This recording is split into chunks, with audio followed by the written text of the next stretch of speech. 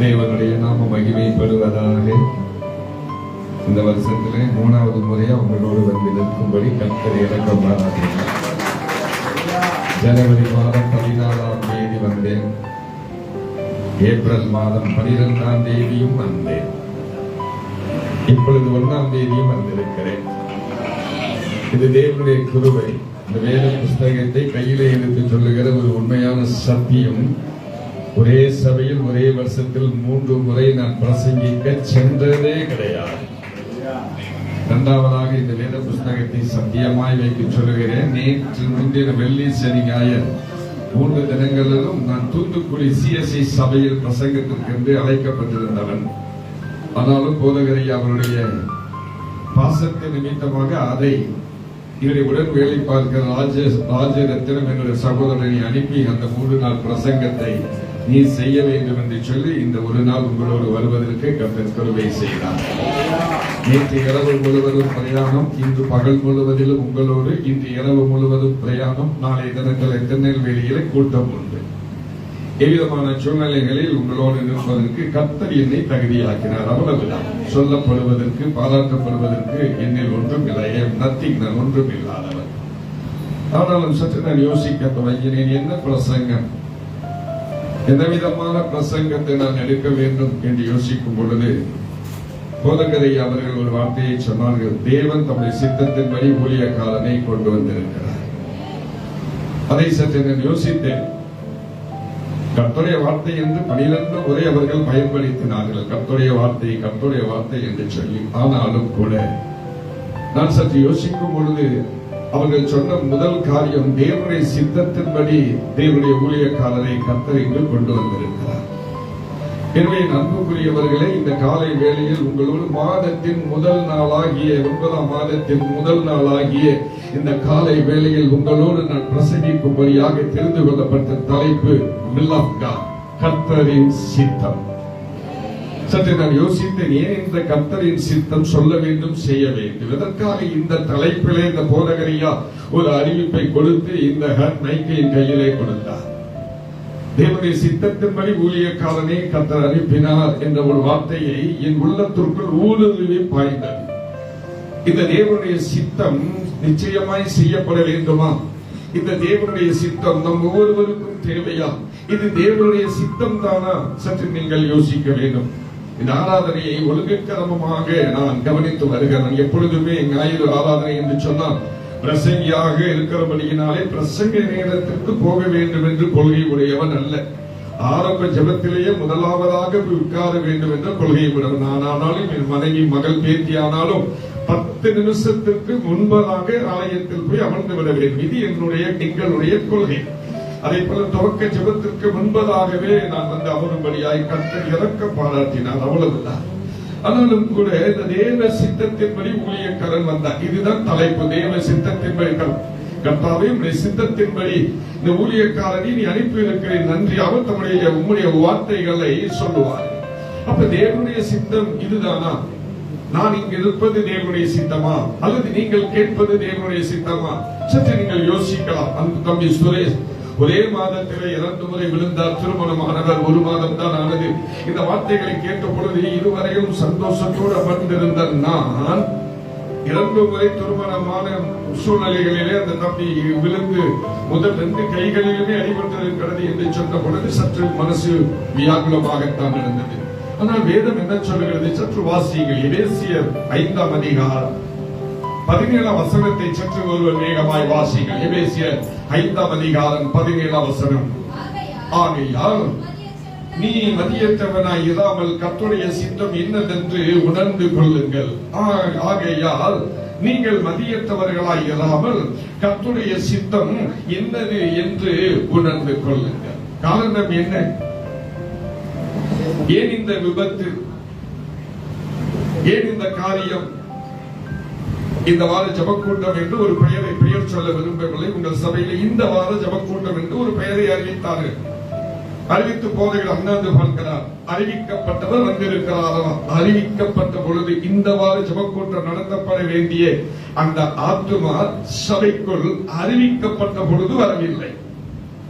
ஆக அறிவிக்கப்படுவதற்கு முன்பதாகவே வந்திருக்க வேண்டும். அதுதானே ஆகையால் நீங்கள் மதியற்றவர்களாயிராமல். அந்த வார்த்தையை பவுலடியா மிக தெளிவாய் சொல்லி வைத்திருக்கிறார். ஆகையால் நீங்கள் மதியற்றவர்களாயிராமல் கர்த்தருடைய சித்தம் என்னது என்று நீங்கள் உணர்ந்து கொள்ள வேண்டும். நல்லா பாடுனீங்க, தாளம் போட்டீங்க, தலையாட்டினீங்க, எல்லாம் உண்மைதான். ஆனா தேவனுடைய சித்தத்தை நாம் அறிந்திருக்கிறோமா? அதுதான் நம்முடைய கேள்வி. தேவனுடைய சித்தத்தின்படி அமர்ந்திருக்கிறோமா? அதுதான் சிந்திக்கப்பட வேண்டியது. தேவனுடைய சித்தம் என்னிலே பூரணப்படுத்தப்பட்டிருக்கிறதா? சற்று நீங்கள் யோசித்து பார்க்க வேண்டும். தேவனுடைய சித்தத்தின்படி செய்கிறவனே என்றென்றும் நிலைத்திருப்பானா? உண்மைதானா? வேதம் அப்படி சொல்லுகிறதா? வாசியுங்கள். 1 யோவான் 2 அதிகாரம் 17 வசனத்தை சற்று வாசிங்கள். 1 யோவான் 2 அதிகாரம் 17 வசனம். உலகமும் அதுக்குள்ள இச்சையும் ஒளிந்து போகும், தேவனுடைய சித்தத்தின்படி செய்கிறவனோ என்றென்றும் நிலைத்திருப்பான். உலகமும் அதுக்குள்ள இச்சைகளும் ஒளிந்து போகும், தேவனுடைய சித்தத்தின்படி செய்கிறவனோ என்றென்றும் நிலைத்திருப்பானா? என் அன்புக்குரியவர்களே, இந்த உலகத்தின் காரியங்கள் எல்லாம் ஒளிந்து போகும். உலகத்திலே சிந்திக்கின்ற காரியங்கள் எல்லாம் மறைந்து மாறி போய்விடும். ஆனால் தேவனுடைய சித்தத்தின்படி செய்கிறவனோ என்றென்றைக்கும் நிலைத்திருப்பான். நீங்களும் நானும் கிறிஸ்துவுக்குள் என்றென்றைக்கும் நிலைத்திருக்க வேண்டும். அதற்கு ஆண்டவரே உங்களுடைய சித்தத்தை எனக்கு வெளிப்படுத்தும் என்று சொல்லி நீங்கள் கேட்க வேண்டும். அந்த சித்தம் உங்களிலே வருகிற பொழுது நீங்கள் யார் தெரியுமா? அந்த சித்தம், தேவனுடைய சித்தம் உங்களிலே வருகிற பொழுது நீங்கள் யார் தெரியுமா? நீங்கள் கிறிஸ்துவுக்குள் கிறிஸ்துவினால் அழைக்கப்பட்ட சகோதரர்களும் சகோதரிகளுமா. நீங்கள் அப்படித்தான் வேதம் சொல்லுகிறது. தேவனுடைய சித்தத்தின்படி செய்கிறவனே எனக்கு சகோதரனும் சகோதரியும் தாயுமாய் இருக்கிறார்கள். உண்மைதானா? வேதம் அப்படித்தான் நம்ம சொல்லுகிறது. வாசித்து பாருங்கள். மார்க்கு சுவிசேஷம் 3 அதிகாரம் 35 வசனத்தை சற்று நீங்கள் வாசிக்க கேளுங்கள். மார்க்கு 3 அதிகாரம் 35 வசனத்தை வாசிக்க கேளுங்கள். தேவனுடைய சித்தத்தின்படி செய்கிறவன் எவனோ அவனே எனக்கு சகோதரனும் சகோதரியும் தாயுமாய் இருக்கிறார்களா? ஆண்டவர் இயேசு சொன்னார். தேவனுடைய சித்தத்தின்படி செய்கிறவன் எவனோ அந்த இடத்தை தயவு செய்து முடிந்தால் நீங்கள் ஒரு அண்டர்லைன் பண்ணி வைத்துக் கொள்ளுங்கள். முடிந்தால் வைத்துக் கொள்ளுங்கள். இந்த வசனத்தின்படி இந்த காலை வேளையில் நீங்கள் தேவனுடைய சித்தத்தின்படி வந்திருக்கிற பொழுது, தேவனுடைய சித்தத்தை அறிந்து கொள்கிற பொழுது, தேவனுடைய சித்தத்தின்படி இனி நான் ஒப்பு கொடுக்கிறேன் என்று சொல்லுகிற பொழுது, தேவனுடைய சித்தத்தின்படி நடக்க வேண்டும் என்று விரும்புகிறேன் என்று சொல்லுகிற பொழுது, வேதம் சொல்லுகிறது தேவனுடைய சித்தத்தின்படி செய்கிறவனே எனக்கு சகோதரனும் சகோதரியும் தாயுமாய் இருக்கிறார். சொல்லுங்களேன். பாட்டு பாடுவையிலே அழகா பாடுவோம். அப்பாவும் நீரே, அம்மாவும் நீரே, அப்பாவும் நீரே, அம்மாவும் நீரே, நானும் தப்பில்லை எல்லோ, நானும் தப்பில்லை எல்லோ, அப்பா சாமி பார்க்கிறேன், அங்கே சாமி குதிக்கிறேன், அப்பா நல்ல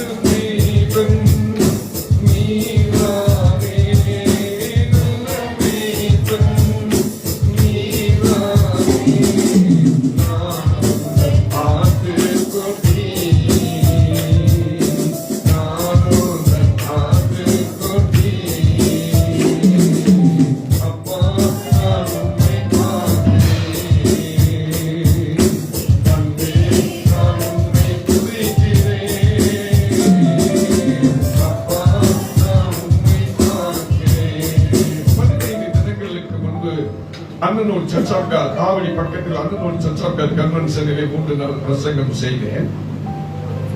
எனக்கு அங்கே உள்ள தண்ணீர் ஒத்துக்கொள்ளவில்லை. உப்பு தண்ணீர் குளிக்கிறதுக்கு உப்பு தண்ணீர் ஒத்துக்கலை. கிட்டத்தட்ட 1 வார காலங்கள் தோற்பை தொண்டை வலி கோல் இவைகளிலே கஷ்டப்பட்டு போன வார கூட்டத்திற்கு நான் போக முடியவில்லை, பேச முடியவில்லை, மிகவும் பாதிக்கப்பட்டேன். ஆனால் தேவனுடைய கிருபையினால் நேற்று முந்தின வியாழக்கிழமை லோக்கலிலே ஒரு மீட்டிங்கில் நான் பேச வேண்டும். அந்த கூட்டத்திற்கு ஒரு ட்ரையல் மாதிரி தான் வியாழக்கிழமை போயிருந்தேன். அந்த ட்ரையலிலே கர்த்தரின் தொண்டையை திறந்தார். பீலையாவுக்கு முன்பதாக கழுதையின் வாயை திறந்து தொண்டையை திறந்து பேச செய்தவர் இந்த கழுதையின் வாயை வியாழக்கிழமை திறந்ததினாலே ஞாயிற்றுக்கிழமை நின்று கொண்டிருக்கிறேன். இது சொல்லுவதற்கு காரணம் இதுதான் தேவ சித்தம்.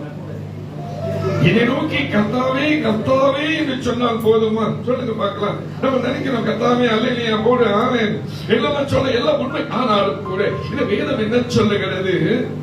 என்னை நோக்கி கர்த்தாவே கர்த்தாவே என்று சொல்லுவதை காட்டிலும் தேவனுடைய சித்தத்தின்படி செய்கிறவன் தான் அந்த பரலோக ராஜ்யத்திற்குள்ளே பிரவேசிப்பானா? உண்மைதானா?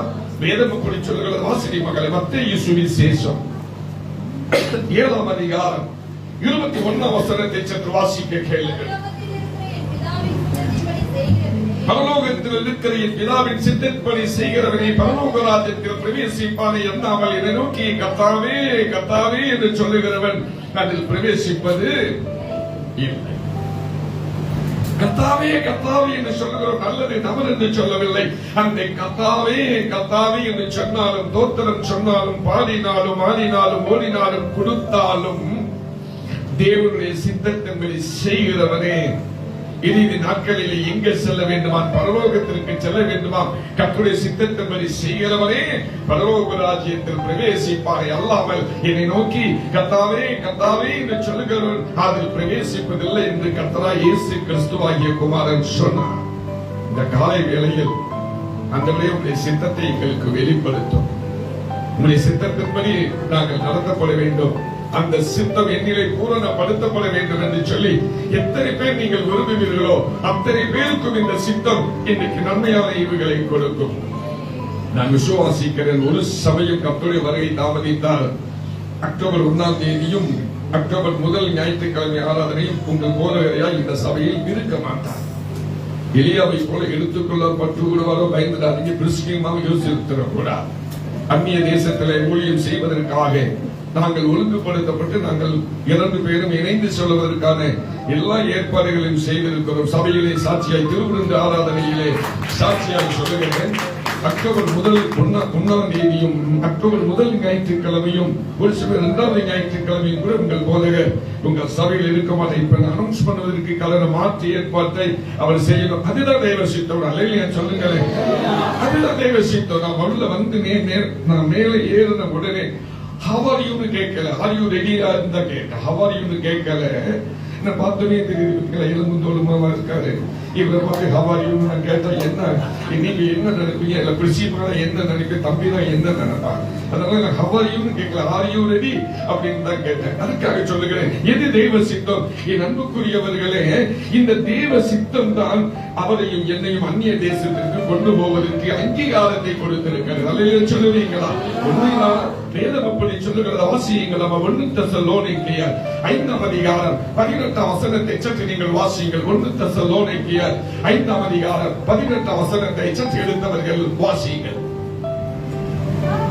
எல்லாவற்றிலேயும் ஸ்தோத்திரம் செய்யுங்கள், அப்படி செய்வதே உங்களை குறித்த தேவனுடைய சித்தமாயிருக்கிறது. எல்லாவற்றிலேயும் ஸ்தோத்திரம் செய்யுங்கள், அப்படி செய்வதே உங்களை குறித்த தேவனுடைய சித்தமாயிருக்கிறது. இல்லையா சொல்லுங்களேன். பாட்ட போடுறா அப்படின்னா இந்த கானா பாட்டு அவன் பாதியில போட்டா மீதி எங்க போச்சு தெரியல. அவனுக்கு குளிக்கதே இதை நான் எழுதலையா, பாதியை கொடுத்துட்டு மீதி எங்கடா?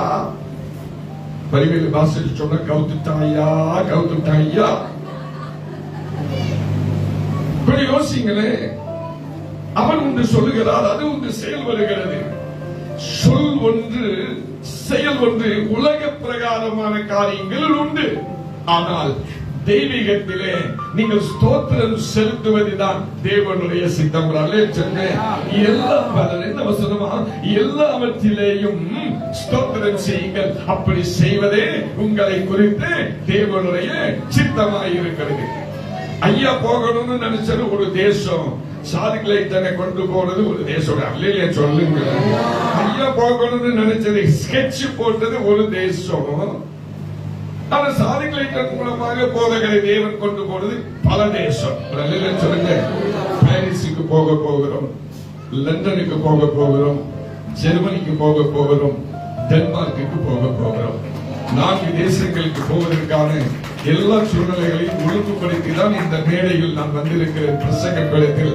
அவர் கூப்பிட்டு சத்தியமான அவரல்ல, நானா வந்திருக்கிறேன். இன்னைக்கு நீ வாணி என்று சொல்லி அவர் 1ஆம் தேதி என்ன கூப்பிடல சொல்லி மகளே, அவரு வாங்கன்னு சொல்லி கூப்பிடல, நானா வந்திருக்கிறேன். ஏன்னா இந்த அனௌன்ஸ்மெண்ட் அறிவிப்பை கொடுக்கணுங்கிறதுனால எல்லாவற்றிலேயும் ஸ்தோத்திரம் செய்யுங்க. அப்படி செய்வதே உங்களை குறித்து தேவனுடைய சித்தம். போதகருக்காக ஒரு வசனத்தை சொல்றேன். கர்த்தர் கொடுத்தா அக்கா சொல்லுங்க, மீதியை சொல்லுங்க. கர்த்தர் கொடுத்தா தெரியுமாக்கா? ஒழிக்கிற மொழியே சரிங்க. என்னமா தெரியாதனமா நீ வரலன்னு சொன்னாங்க. பின்னடிதான் உட்காரணும்னு நினைச்சேன். நீ கேள்வி கேட்டு தொலைச்சிருவேன்னு தெரியும். பின்னடிதான் உட்காரணும்னு நினைச்சேன். ஆனாலும் ஒரு 10 நோட்டு கிடைக்காதான் தான் முன்னாடி வந்து உட்கார்ந்துருக்கீங்க. கர்த்தாவே கர்த்தா. கர்த்தர் கொடுத்தா இப்ப ஐயா பாசையில சொல்ற ஜப்பானை கர்த்தர் கொடுத்தார். ஐயா பாவி மனுஷா, பாவி மனுஷா. அது அப்படியே ரிஃப்ளெக்ஸ் பண்ற ஜெராக்ஸா இருக்கணும்னு நினைக்கிறான். என்ன சொல்ற? கர்த்தர் கொடுத்த ஜப்பானை கர்த்தர் கொடுத்த சாரிலைட்டும் எடுத்தான். ஒரு தோத்தரை சொல்லுங்கள். உண்மைதான் சொல்லி மகளே, உண்மைதான் நடி மகளே. வேதம் அப்படி சொல்லுகிறதா? யோபு 1:21 பக்தன் சொன்னார், கர்த்தர் கொடுத்தார், கர்த்தர் எடுத்தார், கர்த்தருடைய நாமத்திற்கு ஸ்தோத்திரம். வானாதி வானங்கள் யாவும் அதன் கீழுள்ள ஆகாயம், வானாதி வானங்கள் யாவும் அதன் கீழுள்ள ஆகாயம், பூமியில் காண்கின்ற யாவும் பரமேவுமை போற்றுமே.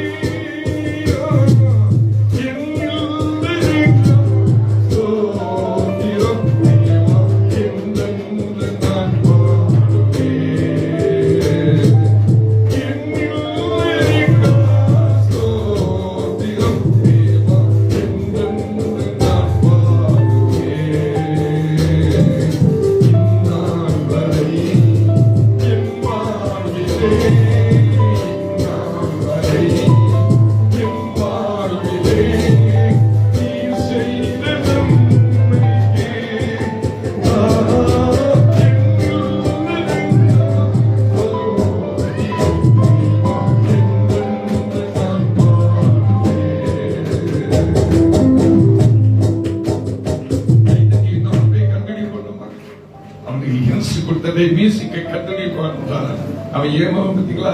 எந்த மாதிரி அறகுறையா இருக்கான். கைத்தட்டி இன்னும் ஒரு கலி போடுமா? குட்டி பிள்ளைகள் இருந்து கிளவிகள் கிளம்ப வரைக்கும் பாருங்க போடுமா? அப்படி இந்த இப்படி சொல்றீங்க. நீங்க யோசிக்கலாம், பைபிள் அப்படித்தான் அனிதாமா சொல்லிருக்கு. அனிதாமா யோசிக்க என்னடா என்ன சொல்லலையே நான் ஜோ பண்ணிட்டு ஆண்டவரே, இந்த பாவி வாயிலிருந்து அனிதான வரட்டும். ஆண்டவர் இந்த பாதி சிரிச்சா பாருங்க.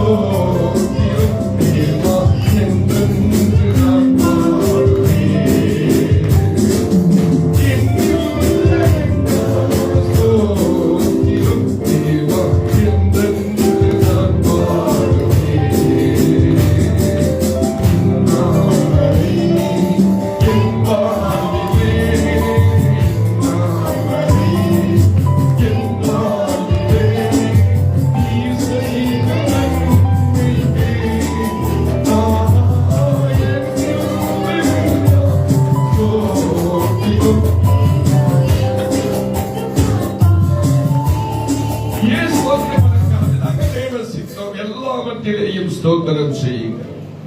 அதுவே உங்களை குறித்த தேவனுடைய சித்தமாய் உண்டு. யோசித்தேன், ஒரு இடத்திலேயும் அந்த வார்த்தையை போதகரையா சொல்லவே இல்லை. ஒரு இடத்திலேயும் ஆராதனையில் ஒரு இடத்திலையும் சொல்லல. யோசித்தேன், ஏன் சொல்லவில்லை? ஆனால் திருவிருந்து ஆராதனைக்குள்ள எல்லா பங்குகளும் ஆயத்தமாய் இருக்கிறது. ஆராதனையில் ஒரு இடத்திலும் சொல்லவில்லையே என்று யோசிக்கும் பொழுது எம்பெருமான் இயேசு சொல்லி வைத்தார். அவன் ஆராதனையில் திருவிருந்து கொடுக்கும் பொழுது அவன் செய்த முதல் காரியம் என்ன தெரியுமா? வாசிரி மகளை 1 கொரிந்தியர் 11ஆம் அதிகாரம் 24ஆம் வசனத்தை சற்று நீங்கள் வாசிக்க கேளுங்கள். 1 கொரிந்தியர் 11ஆம் அதிகாரம் 24ஆம் வசனம். ஸ்தோத்திரம் பண்ணி அதை பெற்று நீங்கள் வாங்கி புசியுங்கள், இது உங்களுக்காக விற்கப்படுகிற என்னுடைய சரீரமாய் இருக்கிறது என்று சொன்னார். அவர் ஸ்தோத்திரம் பண்ணி ஆராதனையிலே திருவிருந்து ஆராதனையை நடத்துகிற எம்பெருமான் இயேசு, நல்ல மீட்பனாகிய இயேசு கிறிஸ்து ஆராதனையை நடத்துகின்ற அந்த சூழ்நிலைகளிலே முதலாவதாக செய்தது ஸ்தோத்திரம் செலுத்தினார். அல்லேலூயா சொல்லுங்களேன். அவர் ஸ்தோத்திரம் பண்ணின பின்பு, ஐயா தாய தகப்பனை தம்பி தங்கச்சி, இந்த திருவிருந்து ஆராதனையில் பங்கு வருவதற்கு ஆயத்தமாய் வந்திருக்கிற நம்மிலே ஸ்தோத்திரம் மிக மிக அவசியமான ஒன்று. அதுதான் தேவ சித்தம். ஏதோ கையை நீட்டு ரத்தையும் நாக்க நீட்டி ஜூஸை வாங்குறது தேவ சித்தம் அல்ல. நீங்கள் ஸ்தோத்திரத்தோடு அதில் பங்கு பெற வேண்டுமா? அதுதான் தேவ சித்தம். அந்த ஸ்தோத்திரம் இல்லாமல் கையை நீட்டி பிரெட்டை வாங்கி நாக்கை நீட்டி ஜூஸ் வாங்கினா சாபமா? அம்மா நான் சொல்லல. அந்த தங்கச்சி யோசிக்கிற, என்ன அங்கிள் அப்படி இல்லாம இருக்கு, அப்படி தோத்திரம் பண்ணாம நாக்கை நீட்டி கையை நீட்டுனா வேதம் என்ன சொல்லி இப்படி சிலர் செய்தாங்களா? அவங்களுக்கு கானா பாட்டு தான் வந்துச்சா? உண்மைதானா? சங்கு ஊதியாச்சா? கானா பாட்டு என்னமா? சங்கு ஊதியாச்சா? உண்மைதானா? அனிதாவை யோசிக்கிற வாசிப்பாங்க. 30வது வசனத்தை வாசியம்மா. இது நிமித்தம் உங்களில் அநேகர் பலகீனரும் வியாதி உள்ளவர்களுமாய் இருக்கிறார்கள். அவர்கள் கானா பாட்டோடு கலந்து போயிட்டாங்க. சங்கு ஊதி, அதுக்குதான் மீனி இப்படி கொண்டு கானா ஊதி சங்கு ஊதி கலந்து போயிட்டாங்க. இப்படி தேவ சித்தத்தின்படி ஸ்தோத்தரியாமல் கையை நீட்டி வாயை நீட்டி பிரெட்டை ஜூஸை வாங்கி நானும் திருவிழத்தில் கலந்து கொண்ட ஒயிட் அண்ட் ஒயிட்ல வந்தேன் என்று சொல்லி போகிறதை விட வாங்காமல் இருப்பதே பாக்கியம். அவர்கள் இருதயம் எப்படி இருந்ததாம்? இருளடைந்திருந்ததாம். உண்மைதானா? வேதம் சொல்லுகிறது, வாசியுங்களம்மா.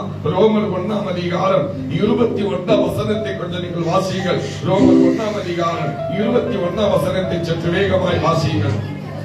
அவர்கள் தேவனை அறிந்தும் தேவன் என்று மகிமைப்படுத்தாமலும் ஸ்தோத்திரியாமலும் இருந்து தங்கள் சிந்தனைகளினாலே வீரரானார்கள். உணர்வில்லாத அவருடைய இருதயம் இருளடைந்ததாம். அவர்கள் ஸ்தோத்திரியாமல் இருந்தார்களா? அவர்கள் ஸ்தோத்திரியாமலும் மகிமைப்படுத்தாமலும் இருந்தபடியினாலே அவர்கள் இருதயம் இருளடைந்திருந்ததா. என் அன்புக்குரியவர்களே, நீங்கள் வெளிச்சத்தின் பிள்ளைகள் அல்லவா? வெளிச்சத்திற்கு உரியவர்கள் அல்லவா? அவர் பிரகாசமில்லை விடிவெள்ளி நட்சத்திரம் என்று வெளிப்படுத்துகிற 22:14 எம்பெருமான் இயேசு சொன்னாரே, அவர் விடிவெள்ளி நட்சத்திரமாய் இருப்பார் என்று சொன்னார். அவருடைய வசனத்தின்படி நடந்து நீங்கள் தேவனுடைய பிள்ளைகள் என்று யோவான் 1:12 சொல்லுகிறது அல்லவா? நீங்கள் தேவனுடைய பிள்ளைகள், நான் வெளிச்சத்தின் பிள்ளைகள், பிரகாசமாய் இருக்க வேண்டும். அவர்கள் அவரை நோக்கி பார்த்து பிரகாசம் அடைந்தார். சங்கீதம் 34:4 அப்படித்தானே சொல்லுகிறது. அவர்கள் அவரை நோக்கி பார்த்து பிரகாசம் அடைந்தார்கள். அவர்கள் முகங்கள் வெட்கப்படவில்லை. இந்த ஏழை கூப்பிட்டார். சங்கீதம் 34:6 சொல்லுகிறது, இந்த ஏழை கூப்பிட்டார், கர்த்தர் கேட்டு இறங்கினார். என் அன்புக்குரியவர்களே, கேளுங்கள்.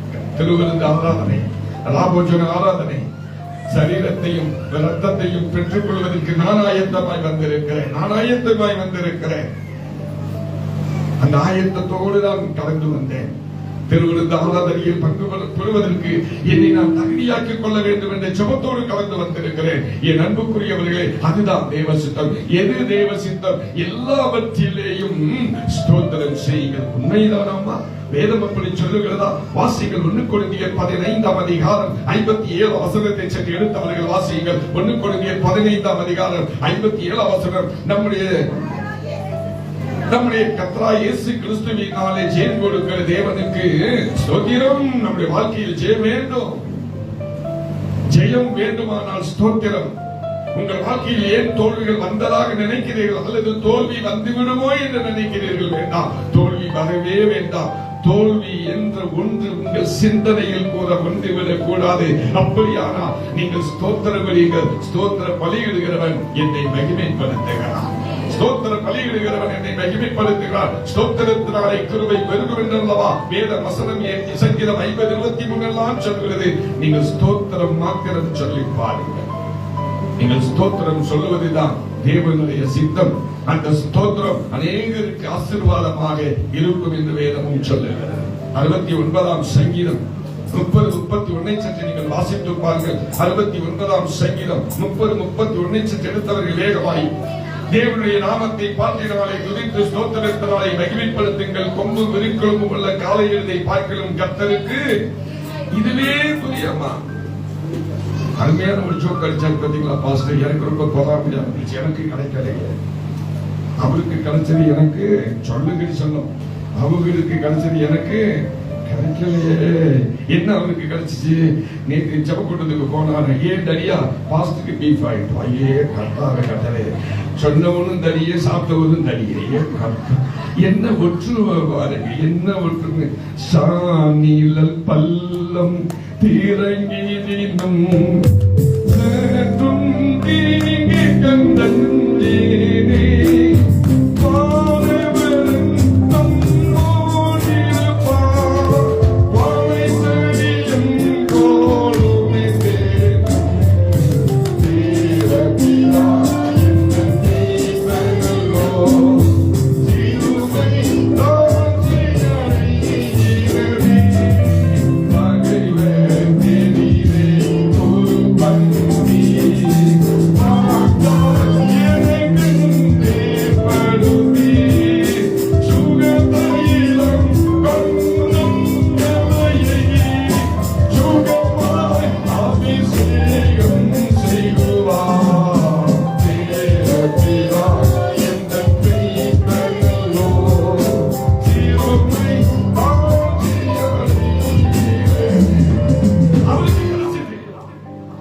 மனைவி சொன்ன தடியா வாங்கிட்டு வா. ஏப்ரல் 13ஆம் தேதி சனிக்கிழமை பாஸ்டர் ஒரு கூட்டத்துக்கு அழைச்சிட்டு போனேன். பிரசங்கத்துக்கு முன்னாடி ஒரு தம்பி வந்தான். பெயர்லாம் தெரியல, பெயர் சொல்லி பாராட்ட விரும்பல. பாஸ்டர் நாளைக்கு எங்க பிரியாணியை சாப்பிட்டு பாருங்க பாஸ்டர், நாளைக்கு எங்க பிரியாணி சொல்லுங்க சொல்லுங்க. அவன் யோசிக்கிற, உனக்கு கிடைக்குது எனக்கு கிடைக்குதப்பா, நாளைக்கு எங்க பிரியாணி வரும் பாஸ்டர், எங்க பிரியாணிய சாப்பிட்டு பாருங்க அப்புறம் சொல்லுங்க. நானும் லாஜி கதவை திறந்து வச்சுட்டு பிரியாணி வருதா பிரியாணி வருதான்னு பார்த்தா பிரியாணி வரல, சின்னாணி வரல, ஆளே வரல, ஆப்சென்ட். அன்னைக்கு ஆளே வரல. யோசிக்கிறேன், இதுக்கு ஒரு கொடுப்பனவன் பெரியவங்க சொல்லுவாங்க, இதுக்கும் ஒரு எங்க சொல்லுங்க அம்மா சொல்லுங்க நம்ம தாயம்மா, இதுக்கும் ஒரு கொடுப்பன வேணும். கொம்பும் விரிக்குளம் எதுக்கு சொல்லுகிறேன்? கொம்பும் விரிக்குளமும் உள்ள காலை எழுதை பார்க்கிலும் கர்த்தருக்கு இதுவே பிரியம். இது தேவனுடைய நாமத்தை பாட்டினாலே துதித்து ஸ்தோத்திரத்தினாலே மகிமைப்படுத்த வேண்டுமா? இதைத்தானே 69ஆம் சங்கீதம் 30-31 வாசித்து விட்டோம். வேண்டாம், வாசித்து விட்டோம். கொம்பும் விரிக்குளமும் உள்ள காலை எழுதை பார்க்கிலும் கர்த்தருக்கு இதுவே பிரியம். இது தேவனுடைய நாமத்தை பாட்டினாலே துதித்து ஸ்தோத்திரத்தினாலே மகிமைப்படுத்த. என் அன்புக்குரியவர்களே, எது தேவ சித்தம்? நீங்கள் ஸ்தோத்திரம் செய்வது தேவ சித்தம். இரண்டாவதாக எது தேவ சித்தம்? திருவிருந்த ஆராதனையில் பங்கு பெற போகிறோம். வேதம் சொல்லுகிறது எது தேவ சித்தம்? 1 தெசலோனிக்கேயர் 4ஆம் அதிகாரம் 3ஆம் வசனத்தை சற்று நீங்கள் வாசித்து பாருங்கள். நீங்கள் பரிசுத்தம் உள்ளவர்களாக வேண்டும் என்பதே தேவனுடைய சித்தமாய் இருக்கிறது. முதலில் ஸ்தோத்திரம் செய்ய வேண்டியது தேவ சித்தம். இரண்டாவது, நீங்கள் பரிசுத்தம் உள்ளவர்களாய் இருக்க வேண்டும் என்பதுதான் தேவ சித்தம். நம்மிடத்திலே வார்த்தையில் பரிசுத்தம் இருக்கிறதா? நம்முடைய செயலிலே பரிசுத்தம் இருக்கின்றதா? நம்முடைய சொல்லிலே பரிசுத்தம் இருக்கிறதா? கொஞ்சம் நீங்க யோசித்து பாருங்கள். உங்களுடைய ஆண்டவர் ஆராதிக்க வந்திருக்கிறீர்கள். சேனைகளின் கர்த்தர் பரிசுத்தர் பரிசுத்தர் பரிசுத்தர் என்று எழுதியிருக்கிறது. 3 முறை சொன்னீர்கள், இருந்தவரும் இருக்கிறவரும் வருகிறவரும் ஆகிய என்று சொன்னீர்கள். நான் கவனித்தேன். உங்களை அழைத்தவரும் நீங்கள் இங்க வந்திருக்கும் பொழுது உங்கள் நாவினாலே துதிக்கப்பட்ட சேனைகளின் கர்த்தர் பரிசுத்தர். எப்படி அம்மா தெரியும் இவர் பரிசுத்தர் என்று? எப்படி தெரியும்? காரணம் என்ன? வேதம் சொல்லுகிறது. மகளை வாசித்து 1 பேதுரு 1ஆம் அதிகாரம் 15ஆம் வசனத்தை சற்று நீங்கள் வாசிக்க கேளுங்கள். வேகமாய் வாசி. உங்களை அழைத்தவர் பரிசுத்தராய் இருக்கிறது போல உங்கள் நடக்கைகள் எல்லாவற்றிலும் நீங்கள் பரிசுத்தராய் இருக்க வேண்டும். உங்களை அழைத்தவர் பரிசுத்தர். ஏன் இந்த வசனம் எழுதப்பட்டிருக்கிறது எனக்கு அப்பொழுது தெரியவில்லை. நீங்கள் சொன்னீர்கள், நானும் சொன்னேன், அவ்வளவுதான். ஆனால் இப்பொழுது பிரசங்கிக்கும் பொழுது ஆவியானவர் சொல்லுகிறார். ஏன் பரிசுத்தர் என்று எழுதியிருக்கிறார்கள் தெரியுமா? நான் அழைத்தவன் நான் அல்லவா? நான் பரிசுத்தராய் இருக்கிறது போல என் பிள்ளைகளும் பரிசுத்தராய் இருக்கிறார். அல்லேலூயா சொல்லுங்க, அல்லேலூயா சொல்லுங்க. பரிசுத்தம் நம்மிடத்தில் இருக்கிறதா? பற்றி யோசிங்களே. பார்த்து பாடச்சோன்னா மக்களமா பாடுறோம், எல்லாம் நல்லதுதான். கடைசியில சொல்லி மகளே, நீ கடைசியில எங்கடி மக போகணும் மாதிரி சொல்லி அவர் சொல்றார். என்ன அங்கிள், நான் இப்பதான் பொண்ணு, இன்னும் எனக்கு நடக்க வேண்டியது எவ்வளவோ பாக்கி இருக்கு. நீங்க அதுக்கெல்லாம் கட்டி சங்கூரை கேட்கறீங்களே. கத்தாவே வெக்கத்தா பாருங்களேன். அதனாலதான் அவளுக்கு இன்னைக்கு பிளாக் ஷீட் மாதிரி பிளாக்ல உடுத்திட்டு வந்திருக்கிறான். என்ன அங்கிள், நானும் பிளாக், என் ஜஸ்ஸும் பிளாக். என்ன பொருத்தம் பாருங்க. கொஞ்சம் யோசிங்கள். நம்முடைய வாழ்க்கையிலே பரிசுத்தம் இருந்தால்தான், தெரியுமா?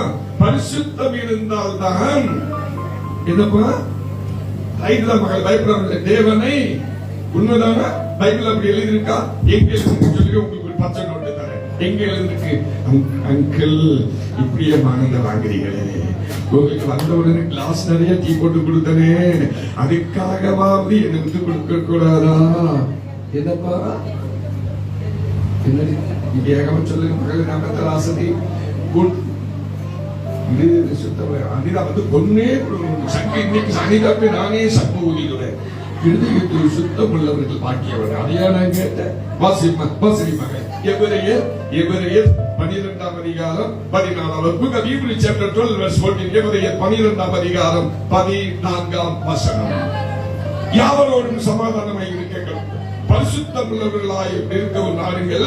பரிசுத்தம் இல்லாமல் கர்த்தரை தரிசிப்பது சொல்லி மகள் பாடி அங்க பாடி மகளே தரிசிப்பதே இல்லையா? பார்க்கவே முடியாதான்? அப்புறம் பாட்டு மாத்திரம் போல சொன்னாங்க. என் செல்லமே கோழி தன் குஞ்சுகளை ஏற்றனைக்கும் ஏக்கத்தின் குரல் கேட்டே தவித்திரும் பார்த்து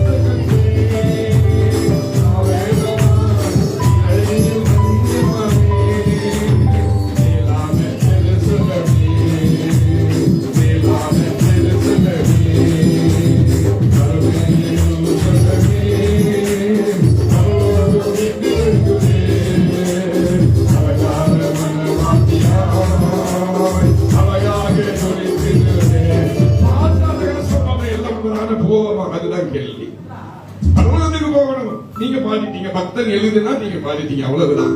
பரம எருசலேமே இறங்கி வரணுமே, அழகான மனவாட்டி சபையாய் நான் இருக்கிறேனே. மனவாளனாய் இயேசுவே நீ வர வேண்டும், தரிசனம் தர வேண்டும். மனவாட்டி சபையாய் இருக்கிற நான் உன்னோடு வர வேண்டும். பாருங்கள் நல்லதுதான். ஆனா நம்மளுக்கு பரிசுத்தம் இருக்கு. அதுதான் கேள்வி. நீங்கள் குற்றவாளிகள் என்று நான் தீர்க்கப்படாதபடிக்கு கர்த்தர் எனக்கு தலைவன் என்றும், ஆனால் உங்களை நீங்கள் தற்பரிசோதனை செய்து கொள்ள வேண்டும். நீங்கள் பரிசுத்தம் உள்ளவர்களாய் இருக்கிறீர்கள், அவ்வளவுதான். இயேசுநாதர் உட்கார்ந்து பிரசங்கம் பண்ணார். தெரியுமா உங்களுக்கு? இயேசுநாதர் நமக்கு தெரிஞ்சதெல்லாம் நின்று பிரசங்க பீடம் போட்டிருக்கோம், உண்மைதான். இயேசுநாதர் உட்கார்ந்து பிரசங்கம் பண்ண அந்த முந்திரப்பட்ட மலையிலையா, மலையில ரெயின் மழை பெய்யுது, அந்த ரெயின்ல மலையில அடி பாவி மவல உட்கார்ந்து பிரசங்க மத்த பாவி மவல சேர்ச்சில உட்கார்ந்து பிரசங்கம் பண்ணினார். உண்மைதானக்கா? வேதம் அப்படி சொல்லுதான். வாசியங்களை யோவான் 8ஆம் அதிகாரம் 2ஆம் வசனத்தை கொஞ்சம் வாசியுங்களே. யோவான் 8ஆம் அதிகாரம் 2ஆம் வசனத்தை வாசிங்க. மறுநாள் காலையிலே தேவாலயத்திற்கு வந்த போது ஜனங்கள் எல்லோரும் அவரிடத்திலே வந்தார்கள். தெரியுமணி சொல்லலாம். அவன் யோசிக்கிற, அங்கிள் எத்தனையோ வசனம் தெரியுமோ, இந்த பாவி உங்களுக்கு இது தெரியாம போச்சு. அவன் தேவாலயத்திலே வந்து உட்கார்ந்து பிரசங்கம் பண்ணாராம். நின்று பிரசங்கம் பண்ண வேண்டிய வேலையும் உண்டு, உட்கார்ந்து பிரசங்கம் பண்ணப்பட வேண்டிய வேலையும் உண்டு. இப்பொழுது எருசலேம் தேவாலயத்திலே வந்து உட்காருகிறார். ஜனங்கள் எல்லாம் வந்தாங்க, பிரசங்கம் பண்ணிட்டு இருக்கிறார். அப்பொழுது ஒரு கூட்டம் வந்ததாம். பெண்ணொருத்தியை கொண்டு வந்தார்கள்.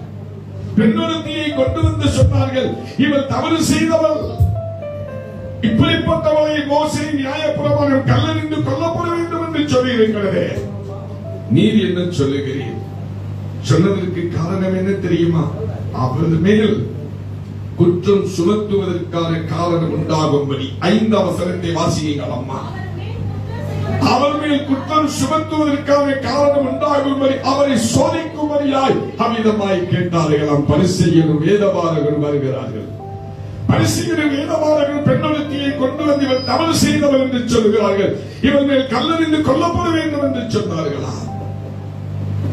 நாம உடனே தீர்ப்பு சொல்லி விடுவோம். இருக்கும், உண்மையாக இருக்கும். கொண்டு வந்தவன் வேதபாரகரும் பரிசேயரும் அல்லவா இருக்கும் என்று சொல்லிவிடுவோம். இயேசுநாதர் அற்புதமாய் ஒரு உபதேசத்தை அவனுக்கு கொடுத்தார்.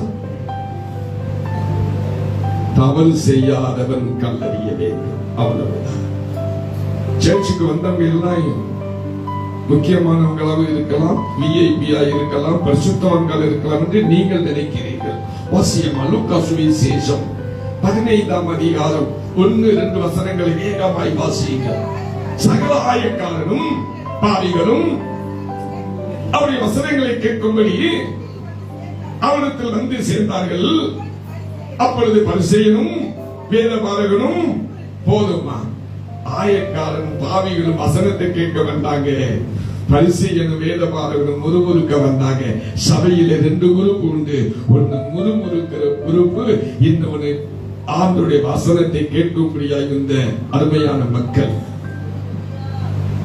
எல்லா சபைகளிலும் உண்டு, உங்கள் சபைகளிலும் இல்லை என்று சொல்ல முடியாது. இருக்கலாம், இருக்கிறது என்று சொல்லவில்லை, இருக்கலாம். சபைக்கு வருகிறவன் எல்லாம் பரிசுத்தவான் இல்லை, பாவியும் இருப்பான். எவ்வளவுதான் கல் நீக்கப்பட்ட அரிசி ஐயா மூட்டை கணக்குல வாங்கி வச்சிருந்தாரு. ஜனவரி மாசம் பார்த்தேன், கல் நீக்கப்பட்ட அரிசி. அன்னைக்கு எனக்கு ரொம்ப பிடிக்கும். பிரிசிமா மீன் குழம்பு செஞ்சு, கௌரவி மீன் குழம்பு செஞ்சு மேல கொண்டு வந்து அரிசி சாப்பாடு செஞ்சது பிரிசியம்மா. ஐயா கேட்டேன், இது கல் நீக்கப்பட்ட அரிசி பிண்டாய் இருக்கு. அந்த அம்மா சோறு வச்சாங்க. கௌரவி வீட்டு மீன் குழம்பு எடுத்து ஒரு வாய்த வச்ச டக்குன்னு பெல் அடிச்சிச்சு. டக்குன்னு பிரிசிமாவுக்கு ஆஹா, அதுக்காகவே இன்னைக்கு மதியான சாப்பாடு இந்த ஆளுக்கு இல்ல முடிவு பண்ணியாச்சு. கல்லிக்கப்பட்ட அரிசி பிரிந்தாய் இருக்கு. அந்த முதல் வாயிலேயே கல்லு வந்துடுச்சு. அருமையானவர்களே, ஏன் சொல்கிறேன்? ஆலயத்திற்கு வந்தவன் எல்லாம் பரிசுத்தவான் அல்ல. ஆலயத்திற்கு வந்தவன் பரிசுத்தவானும் உண்டு, பாவிகளும் உண்டு. நீங்கள் பாவிகளாய் போய்விடக் கூடாது. நீங்கள் பரிசுத்தமுள்ளவர்களாக வேண்டும். அதற்காக தான் இந்த தேவ சித்தம். எது தேவ சித்தம்? நீங்கள் பரிசுத்தமுள்ளவர்களாக வேண்டும் என்பதே தேவ சித்தம். இவன் தவறு செய்து விட்டால் இவளை கல்லெறிந்து கொல்லப்பட வேண்டும் என்று அவரை சோதிக்கும்படியாய் அமிதமாய் சொன்ன பொழுது இயேசு சொன்னார், உங்களில் தவறு செய்யாதவன் கல்லெறியுங்கள். ஒரு அற்புதமான காரியத்தை இயேசுநாதர் செய்தாராம். உங்களில் தவறு செய்யாதவன் கல்லெறியுங்கள் என்று சொல்லி தெரியுமா விஷயமா என்று சொல்லி தெரியுமா தெரியாதா? என்னம்மா தெளிவா சொல்லுங்க. தரை, அதுதான் முக்கியம். தரையிலே விரலினாலே எழுதினாலா? வாங்க, உங்களுக்கு பச்சை நோட்டு தர. கமா,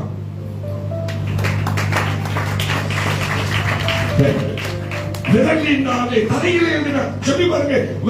விரலினாலே சொல்லி பாருங்க. பிளாக்கி விரலினாலே தரையில எழுத முடியுமா? அவன் நினைக்கிறான், அங்கிள் எனக்கு பேனாவிலேயே எழுத தெரியாது, பத்தகா பத்தகா ஆயிடுச்சு. நீங்க வேற விரல்ல கேட்கிறீங்களா? நானே இன்னும் அதற்காக இருக்கேன். நான் டாப் ஸ்டூடெண்டும் கிடையாது, லோ ஸ்டூடெண்டும் கிடையாது. மம்மியை கேட்டா, அம்மா நீங்க பெத்த மகராசி எப்படிமா? அந்த மகளை பெத்த மகராசி சொல்றா, அவ ஆவரேஜ் ஸ்டூடெண்ட் தான். ஏ கத்தாவே பிரிசிமா சொல்லுகிறார்கள், அவள் விரலினாலே தரையில எழுதினாள். உன்னதவரி மகளே, 6வது வசனத்தை வாசியம்மா. 6வது வசனத்தை. விரலினாலே தரையில எழுதினா. கொஞ்சம் யோசிங்க. பேனாவில் எழுதலாம், சாக்பீஸில் எழுதலாம், பென்சில் எழுதலாம். விரலினாலே தரையில எப்படி எழுதியிருக்க முடியும்? யோசித்தீர்களா? சரி, அப்படி என்னத்தான் எழுதியிருப்பா? விரலினாலே எழுதினா. ஒரு முறை இல்லை, 2 times. 8வது வசனமும் அப்படித்தான் சொல்லுகிறது. வாசிங்கள் 8வது வசனம். அவள் மறுபடியும் குனிந்து தரையிலே எழுதினார். ஒரு முறை அல்ல, மறுபடியும் ஒரு முறை எழுதினார். அதுல விடுபட்டு போன 1-2 பேர் இருக்கான், பார்த்துட்டாரு. அவன் பேரையும் எழுதிட்டார். மறுபடியும் குனிந்து தரையிலே எழுதினார். இப்ப உங்களுக்கு ஒரு கேள்வி. தரையிலே குனிந்து விரலினாலே எதை எழுதினார்? தரையிலே குனிந்து விரலினாலே எதை எழுதினார்? என்னப்பா அம்மா சொல்லி பார்க்கிறேன், சொல்லி பாப்போம். கலைச்சா ஒரு பெரிய நோட்டு. என்னம்மா வேகமா சொல்லுங்களேன். மருமகளுக்கு சண்டை போடுறப்ப எவ்வளவு வாய் வேகமா வருது. இப்ப மாத்திரம் கம்பி. கத்தாவே கத்தாவே, இந்த தம்பி இனிமே இந்த சண்டாளன் கூப்பிடாத. போன உடனே 10 அவனுக்கு முன்பாட்டி போற, அவ்வளவுதான்.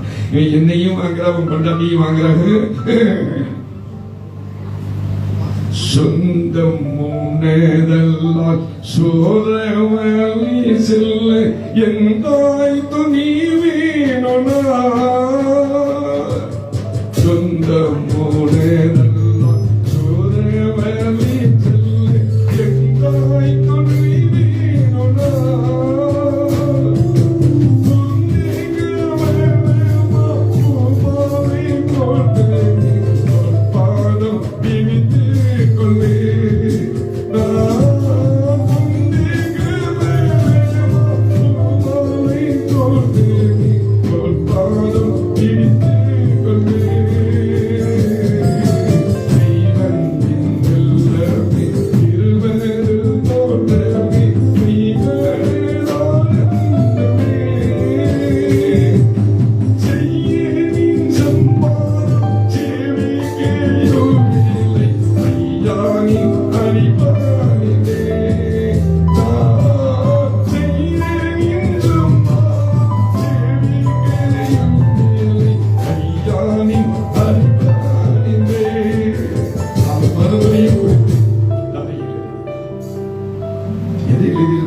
சொல்லி மகளே, எதையுமா எழுதியிருக்கணும்? சரிதாம்மா. ஒரு ஸ்டைல் தலையை காட்டுங்க. இப்படியே பார்த்துட்டப்பா மணி என்ன பாருங்க. எது எழுதினா? மணி அம்மாவா? தெரியாது. வாசிங்கள். எரேமியா தீர்க்கதரிசன புஸ்தகம் 17ஆம் அதிகாரம் 13, 14 வாசியுங்கள். எரேமியா 17, 13. இஸ்ரவேலின் நம்பிக்கையாகிய கர்த்தாவே, உம்மை விட்டு விலகுகிற யாவரும் வெட்கப்படுவார்கள். அவர்கள் உன்னை விட்டு விலகி போனபடியினாலே அவருடைய பெயர்கள் இந்த புழுதியிலே, சொல்லி மகளே, இந்த புழுதியிலே எதை எழுதினாரு சொல்லி நம்ம ராசத்தை இங்கே பாத்தீங்களே, எதை எழுதினாரு? ஓடி போன பெயர்கள் எழுதினார். ஒரு அல்லேலூயா சொல்லுங்களேன். எதை எழுதினாரா? அவர் குனிந்து மறுபடியும் விரலினாலே எழுதினார். எதை எழுதினார்? விலகி ஓடி போனானே கல்லறியாமல், ஒருவரும் கல்லறியாமல் விலகி போனானே, விலகி போனவனின் பெயர்களை புழுதியில் எழுதினார். உங்க பேர் எங்க இருக்கணும்? சொல்லுமா, எங்க இருக்கணும்? மகளே, சுரேஷ் பாபு சொல்ற, அங்கிள் எங்க பெயர் சீவ புஸ்தகத்திலேயே. கர்த்தாவே, சீவ புஸ்தகத்திலே எழுதுமா? உண்மைதானப்பா? அந்த பொண்ணு சொல்ற, அந்த பொண்ணு சொன்னது மாதிரி இருக்கான்னு பாப்போமா? வாசிங்களே. மல்கியா தீர்க்கதரிசன புஸ்தகம் 3ஆம் அதிகாரம் 15ஆம் வசனத்தை வாசிங்கள். மல்கியா 3:14, 3:16. மல்கியா 3:14 வாசிங்க. மல்கியா எடுத்துட்டீங்களா? கர்த்தருக்கு பயந்தவர்கள் ஒருவர் ஒருவர் பேசிக் கொள்வார்கள். கர்த்தர் கவனித்து கேட்பார்.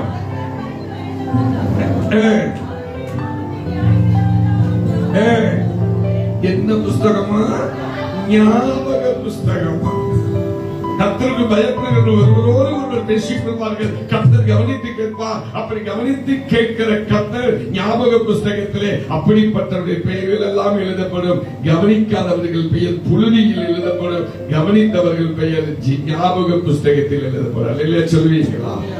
இது பரிசுத்தம். உங்களை அழைத்தவர் பரிசுத்தர். மற்றவர்களை குற்றப்படுத்தியே வாழ்க்கையை கடத்தி கொண்டு போய்விட்டோம். இன்றைக்கு அந்த குற்றப்படுத்துகிற சிந்தனைகள், குற்றப்படுத்துகின்ற ஆவிகள் நம்மை விட்டு தொலைந்து போகட்டும். ஸ்தோத்திரம் செய்யுங்கள். அது தேவ சித்தம். பரிசுத்தம் உள்ளவர்களாய் இருங்கள். அது தேவ சித்தம். மூன்றாவது கடைசிமை சொல்லி என் வார்த்தையை நிறைவு செய்கிறேன். 1 தீமோத்தேயு 2ஆம் அதிகாரம் 4ஆம் வசனத்தை சற்று நீங்கள் வாசித்து பாருங்கள். எல்லா மனுஷரும் ரட்சிக்கப்படவும் சத்தியத்தை அறிகிற அறிவை அடையவும் அவர் சித்தம் உள்ளவராய் இருக்கிறார். எல்லா மனுஷரும் ரட்சிக்கப்படவும் சத்தியத்தை அறிகின்ற அறிவை அடையவும் அவர் சித்தம் உள்ளவராய் இருக்கிறார். 2 வார்த்தையை சொல்லி நான் நிறைவு செய்கிறேன். கம்யூனியன் சர்வீஸ் இருக்கிற வழியினால் இது தேவ சித்தம். சத்தியத்தை அறிகின்ற அறிவை அடையணும். அப்படி வச்சுக்கோ. ரட்சிப்பு வேண்டாம். அது பரிசுத்தத்தில் ரட்சிப்பு என்கிறது. அதை விட்டுடுறேன். ரட்சிப்புன்னு சொல்லலாம். அதை விட்டுடுறேன். இன்னைக்கு சத்தியத்தை அறிகின்ற அறிவை அடையணும். 40வது சங்கீதத்தை வாசித்தோம் இல்லையா? அதுல 10வது வசனம் விதமா சொல்லுகிறது. கொஞ்சம் நீங்க வாசிங்களே. 40ஆம் சங்கீதம். மறைத்து வைக்கவில்லை. உம்முடைய சத்தியத்தையும் ரட்சிப்பையும் சொல்லி இருக்கிறேன். இங்க வசனம் இப்படி சொல்லுது. இந்த வசனத்தின் படிதான் 1 தீமோத்தேயு 2:4 சொல்கிறேன். எல்லா மனுஷரும் ரட்சிக்கப்படவும் சத்தியத்தை அறிகின்ற அறிவை அடையவும் அவர் சித்தம் உள்ளவராய் இருக்கிறார். கை தூக்க வேண்டாம். மனசாட்சி கை தூக்கவே வேண்டாம். மனசாட்சி படி சொல்லுங்க. இன்னைக்கு எத்தனை பேர் பைபிள் படித்து விட்டு வந்தீங்க? கை தூக்க வேண்டாம். கை தூக்க வேண்டாம். எத்தனை பேர் இன்றைக்கு பைபிள் படித்து விட்டு வந்தீர்கள்? பைபிள் படிச்சடி மகளே, உண்மையை சொல்லு. அவ யோசிக்கிறான், அங்கிள் நீங்க கேட்க கூடாதுதானே மேல உட்கார்ந்து நான் கீழே வந்து ஓரமா உட்கார்ந்து இருக்கிறேன். என்ன போய் நச்சினி கேள்வி கேட்டீங்களே. போனா போது எங்க அப்பா தானே அவராக உங்களை சும்மா கூப்பிட்டு வந்தாரு. சும்மா கூப்பிட்டு வந்தா எங்க அப்பா பிள்ளையும் நீங்க மாற்றி வரீங்களாங்க. நீங்க நல்லா இருக்கீங்களா?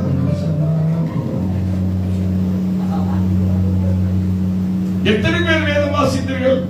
பைபிள் படிச்சு கை தூக்க வேண்டாம். தயவு செய்து உங்களை நீங்கள் தற்பரிசோதனை செய்து கொள்ள வேண்டும். வாசித்தோமே 40:10 வாசித்தோம். எல்லோரும் வாசிப்போம் என்று சொன்ன பொழுது சங்கீதத்தை மாறி மாறி வாசிக்கும் பொழுது 10வது வசனம் வாசிக்கிற பாக்கியம் நமக்கு தான் கிடைச்சிச்சு. சத்தியத்தை ரட்சிப்பை அறிவிக்கிறேன் சொன்னீங்களே. அப்படியானால் இந்த சத்தியத்தை நீங்கள் எந்த அளவிற்கு இன்றைக்கு வாசித்தீர்கள்? எதிரி மகளை சத்தியம் தெரியுமா சொல்லும். சத்தியம் சொல்றா, அங்கிள் நம்ம சபைக்கு புதுசு இந்த பாருங்களை சிரிச்சா பல்லெல்லாம் வாயா இருப்பாங்க. அங்கிள் நான் சபைக்கு புச்சு. உண்மைதானா? எது சத்தியம் அம்மா தெரியுமா சொல்லும்? எது சத்தியம்? நானே வழியும் சத்தியமும் ஜீவனுமாய் இருக்குன்னு சொன்னதுக்கு அப்புறம் வேகமா கிடைக்கிறது சொல்றீங்களே. நானே வழியும் சத்தியமும் ஜீவனுமாய் இருக்கிறது என்று யோவான் 14:6 எம்பெருமான் இயேசு சொன்னார் அல்லவா? சத்தியம் அது இயேசு வாக்கியம் அல்ல. சத்தியத்தையும் அறிவீர்கள். அது அப்படியா? அப்படியே மகள் மேலே சொல்லுது. சத்தியத்தை அறிவீர்கள் அல்ல, சத்தியத்தையும் அறிவீர்கள். யோவான் 8ஆம் அதிகாரம் 32ஆம் வசனம் சொல்லுகிறது. சத்தியத்தையும் அறிவீர்கள், சத்தியம் உங்களை விடுதலையாக்கும். அது என்ன சத்தியம்? சத்தியம் சொன்ன இயேசு. நீங்க சத்தியம் சொன்ன இயேசு உண்மைதான். ஆனால் சத்தியத்தோடு மற்றொன்றும் சேர்த்து வருகிறது. வாசிங்களா? யோவான் 17:17 John chapter 17:17 உம்முடைய சத்தியத்தினாலே அவர்களை பரிசுத்தமாக்கும். உம்முடைய வசனமே சத்தியம். எத்தனை பேர் இன்னைக்கு பைபிள் படித்தீர்கள்? உங்களை நீங்கள் கேட்டுக்கொள்ளுங்கள். பதில் சொல்ல வேண்டாம், கேட்டுக்கொள்ளுங்கள். எத்தனை பேர் இன்றைக்கு நீங்கள் பைபிள் படித்தீர்கள்? ரட்சணியம் என்னும் தலை சீராவையும் ஆவியின் பட்டயத்தையும் எப்பொழுதும் எடுத்துக்கொள்ளுங்கள் என்று எபேசியர் 6:17 சொல்லுகிறது அல்லவா? அப்படியானால் இந்த சத்தியமாகிய பட்டயத்தை எத்தனை பேர் சுமந்து கொண்டு வந்திருக்கிற? முழு பைபிளோடு எத்தனை பேர் வந்திருக்கிறீர்கள்? கொஞ்சம் யோசியுங்கள். முழு வேத புஸ்தகத்தோடு நீங்கள் வந்திருக்கிறீர்களா? கொஞ்சம் உங்களை நீங்கள் ஆராய்ந்து பாருங்கள். சத்தியத்தை அறிய வேண்டும். அதுதான் தேவ சித்தம். 2 தீமோத்தேயு 4:8 சொல்லுகிறது. உங்களை நீங்கள் தற்பரிசோதனை செய்து கொள்ள வேண்டும். 1 தீமோத்தேயு 4:8 சொல்லுகிறது. சத்தியத்தை அறிவீர்கள். நான் இந்த பைபிளை சுமக்கிறேங்க. இந்த சின்ன பைபிள் அட்டப்பட்ட இந்த கருப்பு அட்டப்பட்ட பைபிளை இந்த பைபிளை நான் சுமக்கிறேன். இந்த பைபிளை 80 நாடுகளுக்கு சுமந்து கொண்டு போகிறது. 80 நாடுகளுக்கு இதே காவியிலே தான் போய் பிரசங்கம் பண்ணியிருக்கேன். முஸ்லிம் தேசங்களுக்கு போனேன், இஸ்ரேல் நாடுகளுக்கு போனேன், இஸ்ரேல் நாடுகளுக்கு எல்லாம் போனேன். இதே யூனிஃபார்ம்ல தான். பட் இந்த யூனிஃபார்ம்ல போகும்போது ஏர் கோஸ்ட்ல பிளைட்ல முழங்கால் பண்ணி ஜெபித்ததும் உண்டு. விமான பணிபெண்கள் விமானத்திலேயே நீங்க கிறிஸ்தவனான கேட்டு சொல்வீங்கன்னு சொன்ன நாட்களும் உண்டு. சொல்லி நான் சத்தியத்தை சுமக்கிறேன், இந்த சத்தியம் என்னை சுமந்து கொண்டு போவது. அல்லேலூயா. என் அன்புக்குரியவர்களே, இதோ இந்த சத்தியம் உங்களை ஆச்சரியமாய் நடக்குமா? நீங்க தேவனை மறந்தால், நீங்கள் வேதத்தை மறந்தால் அவர் உங்கள் பிள்ளைகளை மறப்பாரா? சத்தியத்தை எழுதி கொடுத்தேன், அவர்களோ அவர் அந்நிய காரியமாய் நினைக்கிறார்கள். வேதத்தின் மகத்துவங்களை நான் எழுதி கொடுத்தேன், அவர்களோ அவைகளை அந்நிய காரியமாய். உண்மைதானப்பா? ஓசியா 4ஆம் அதிகாரம் 6ஆம் வசனத்தை ஒருவர் வாசிங்க. ஓசியா 8ஆம் அதிகாரம் 12ஆம் வசனத்தை ஒருவர் வாசிங்க. ஓசியா 4, 6, 8, 12 வேகமாய் வாசியுங்கள். என் ஜனங்கள் அறிவில்லாமையால் சங்கரமாகிறார்கள்.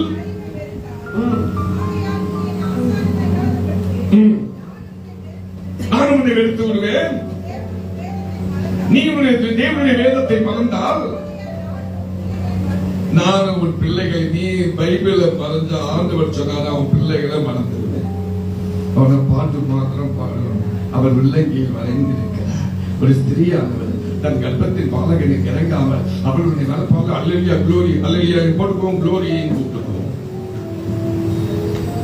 நீ வேதத்தை மறந்தால் நான் உன் பிள்ளைகளை மறப்பேன். 8:12 வாசியுங்கள். ஓசியா 8.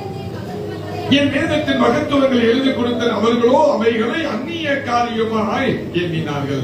வேதத்தின் மகத்துவங்களை எழுதி கொடுத்த அவர்களோ அதை அந்நிய காரியமாய் எண்ணினார்களாம். 5:39 யோவான் 5ஆம் அதிகாரம் 39ஆம் வசனத்திலே எம்பெருமான் இயேசு சொன்னதை வாசித்து முடிப்போம். யோவான் 5:39. வேத வாக்கியங்களை ஆராய்ந்து பாருங்கள், அவைகள் ஆவியாயும் ஜீவனுமாய் இருக்கிறது. 6ஆம் அதிகாரம் 63ஆம் வசனம் சொல்லுகிறது. பைபிளை மூட போகிறோம். எல்லா மனுஷரும் சத்தியத்தை அறிய வேண்டும், அதுதான் தேவ சித்தம். எது தேவ சித்தம்?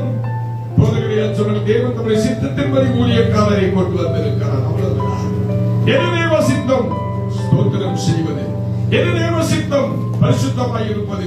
எது தேவ சித்தம்? பைபிளை அறிந்து படித்து உணர்ந்து கொள்வது. அநேகமாயிரம் பொன்வெள்ளியை பார்க்கிலும் நீ விளம்பின வேதமே நலம் என்று 119ஆம் சங்கீதம் 72ஆம் வசனம் சொல்லுகிறது. அநேகமாயிரம் பொன்வெள்ளியை பார்க்கிலும் நீ விளம்பின வேதமே நலம். சங்கீதம் 107:20 சொல்லுகிறது. அவர் தம்முடைய வசனத்தை அனுப்பி அவர்களை குணமாக்குவார். சங்கீதம் 119, 105 சொல்லுகிறது. உங்களுடைய வேதம் என் கால்களுக்கு தீபமும் பாதைக்கு வெளிச்சமுமாய் இருக்கிறது. அந்த வெளிச்சத்திலே நடந்து கொள்கிற வெளிச்சத்தின் பிள்ளைகளாய் இருக்கத்தக்கதாக ஸ்தோத்திரியுங்கள், பரிசுத்தமாயிருங்கள், சத்தியத்தை வாசியுங்கள், நேசியுங்கள், பைபிளோடு வாருங்கள். கர்த்தர் உங்களையும் என்னையும் அவருடைய ராஜ்யத்துக்கு பிரவேசிக்க அழைத்து செல்வார். மீதியான வேலைகளில் போதகரையா கரங்களிலே வந்தார்.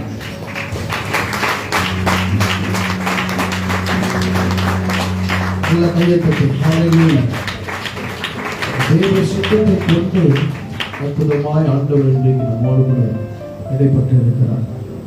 ஆமென் சொல்லுங்க பார்க்கலாம். அல்லேலூயா. உங்களுடைய ஜெபம் ஐயா அவர்கள் நம்முடைய பலிபீடத்திலே சொன்ன ஒரு காரியம் உண்மையாகவே அதுவும் கர்த்தருடைய சித்தம் தான். இன்றைக்கு ஆண்டவர் நம்மோடு கூட பேசியிருக்கிற காரியம், இந்த சித்தத்திலே ஒரு வார்த்தைகள் வந்தது. நான் பரிசுத்த ஆகையால் நீங்களும் பரிசுத்தமாய் இருங்கள். சபை இன்றைக்கு பரிசுத்தமாய் இருக்க வேண்டிய காலகட்டம். சபைக்குள் இருக்கிற ஒவ்வொரு தெய்வ பிள்ளைகளும், ஒவ்வொரு குடும்பமும், வாலிப பிள்ளைகளும் பரிசுத்தமாய் இருக்க வேண்டிய ஒரு காலகட்டத்தில் நாம் வந்திருக்கிறோம். காரணம், நம்முடைய அலங்காரத்தை அலங்கோலமாக்க சாத்தான் வகை தேடிக் கொண்டிருக்கிறார். நம்முடைய பரிசுத்தத்தை அசுத்தமாக்க, நம்முடைய மகிமையை அருவருக்கத்தக்கதாக பிசாசு எவனை விழுங்கலாம் என்று வகை தேடிக் கொண்டிருக்கிறார். ஆண்டவர் இன்றைக்கு அற்புதமாய் பேசியிருக்கிறார். அல்லேலூயா, அல்லேலூயா. நல்ல கையை தட்டி கர்த்தரை மகிமை கொடுத்து சொல்லுங்க, ஸ்தோத்திரம் ஸ்தோத்திரம். பேசி நம்முடைய வார்த்தைக்காய் ஸ்தோத்திரம் ஆண்டவரே. பேசி நம்முடைய வசனங்களுக்காக ஸ்தோத்திரம். என்னுடைய ஆத்துமாவிலே உடைய சத்தியங்களை ஆண்டவரே விதையாய் விதைத்து இந்த ஆண்டவரே விதைகளுக்காக சத்தியமான வசனங்களுக்காக ஸ்தோத்திரம். Praise the Lord. Hallelujah.